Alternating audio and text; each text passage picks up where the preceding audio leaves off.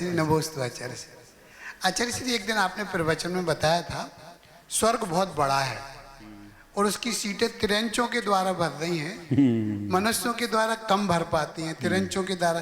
तो वो समझ में नहीं आया वो कैसा है। क्योंकि मनुष्यों की बहुत कम संख्या है, तो तिरंचों की ज़्यादा है। अब देखो हम लोग यहाँ हैं केवल 2.5 द्वीप में, और संख्या द्वीप समुद्र हैं, है ना। और सारे द्वीप समुद्रों के सब विस्तार दुगना दुगना है। और जो अंतिम स्वयंभू रमण द्वीप है ना, तो सारे समुद्र जितने में उतना तो एक ही द्वीप है।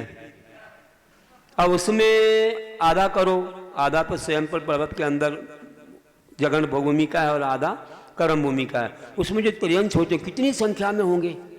और फिर जो 4 कोने होते हैं समुद्र के बाद, स्वयं समुद्र भी बहुत विशाल है, उसके 4 जो कोने होते हैं उन कोनों में बड़ी बड़ी अवगाहना वाली त्रियंश होते हैं।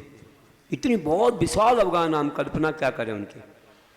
और वे बहुत संख्या में होते हैं। 4 कोने बहुत अच्छे विस्तार को लिए हैं, मतलब बहुत जगह है उनमें, कई जीव समुद्र समा जाएंगे उतनी जगह में।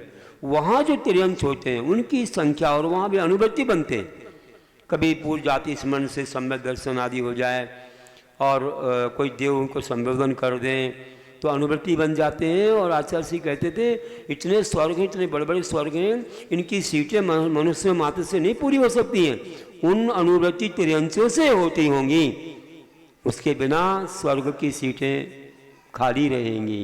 ये गुरु महाराज के वचन थे। नमोस्तु आचार्य श्री। महावीर भगवान।